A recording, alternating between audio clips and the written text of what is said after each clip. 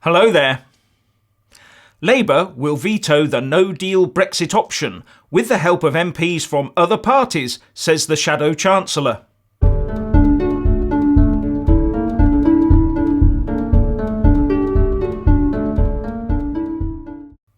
Speaking on the BBC Marr Show, the Shadow Chancellor Mr McDonnell said that Labour would work with Tory MPs to block a no-deal Brexit. Talking about leaving the EU without some sort of negotiated settlement, Mr McDonnell said, "I'm not willing to countenance that. I don't think there is a majority in Parliament for no deal. I think there are enough sensible people in the House of Commons to say, this cannot happen. We cannot damage our country in this way."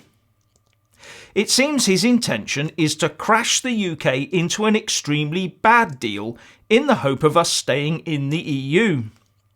Responding later in the same programme, the Secretary of State for Transport, Chris Grayling, stressed that the UK would be successful whatever the outcome, and also said that he thought that the UK and Brussels would come to a sensible deal because it benefited us both, but that the UK farmers would be able to pick up the slack should there be no deal, which would damage EU farmers. The Tory MP Suella Fernandes also said, "John McDonnell's admission that Labour would accept any Brexit deal at any cost to ordinary working families proves that Labour would be prepared to see the UK at the EU's beck and call for years to come, which is not what people voted for last June."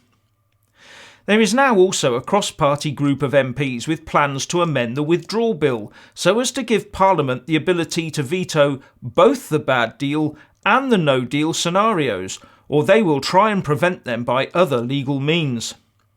Firstly, you have to ask, hasn't the Shadow Chancellor seen the poll earlier in the week where 74% of the UK public said they'd rather have a no deal than a bad deal? And secondly, the Shadow Chancellor is one of the main drivers in the party that wants to give unions masses of powers like they had back in the 1970s. So is this a foretaste of how he would be negotiating with them should the country be unfortunate enough to have another Labour government? Politicians like him are so determined to keep us within the EU that they have not thought it through enough. Imagine the scenario.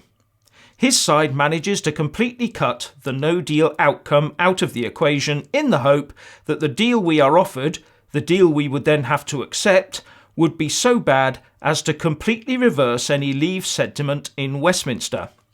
Say an excruciatingly bad deal was offered and put to the MPs, as either that or staying in, and the MPs decided to reject the awful deal and remain for, as they would put it, the good of the nation. So having achieved that, somehow the Remainers front up in Brussels saying, "There you go, we voted to change our minds and stay in. Can we have our MEPs back and return to business as usual now, please?" And Brussels says, "Thank you, but no thank you. You've caused us a lot of grief. We actually don't want you back, and furthermore, our lawyers say we don't have to take you back. In fact, they say we can't take you back unless you reapply properly via Article 49, and we reckon that'll take 10 years. But we are very pleased that you are politically and probably legally tied to this punishingly bad deal that we've stitched you up with. So, where's our money and our fishing grounds because they're not yours anymore?" And that is why the reality of a no deal must be constantly dangled under the noses of the EU. It's just common sense. And I keep asking, if a no deal is so bad for us, why is the EU even bothering to negotiate? Well, the reason is they need our money, as their negotiating priorities clearly show. The Remainers are still naively hanging on to the totally false assumption that they can just reverse the clock and all will be back to how it was. The truth is that somehow staying in or rejoining the EU later will cost the UK far more than leaving now without a deal. The price we would have to pay both politically and economically in the form of at least adopting Schengen, an EU army and the euro, not to mention the threat to Gibraltar and our fishing grounds, would be too much.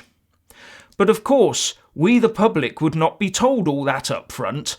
Oh no, in the usual sly fashion, this would be agreed behind closed Brussels doors and the Federalist programme would continue, with the likes of Nick Clegg as ever denying that an EU army, open borders and the euro are on the agenda. And we all know about that, don't we? The Brexit vote not only changed the UK, it also changed the EU. You only have to look at the media to see the new direction the bloc wishes to take. And as far as I'm concerned, that new EU is not one the UK should ever consider being a part of. These Remain types should realise that the EU they loved so much has now moved on and stop giving comfort to the EU negotiators. Our MPs' responsibility is to the UK and its future in the wider world, and trying to hang on to mummy EU's apron strings is not the way to do it. Anyway, what do you think of this bad deal approach? Please leave a comment below. Thank you. Please do like and share this video, and also subscribe to my channel. And when subscribing, please do remember to press on the little bell next to the subscribe button. That way you'll get an alert every single time I put up a new video. Thank you very much for watching.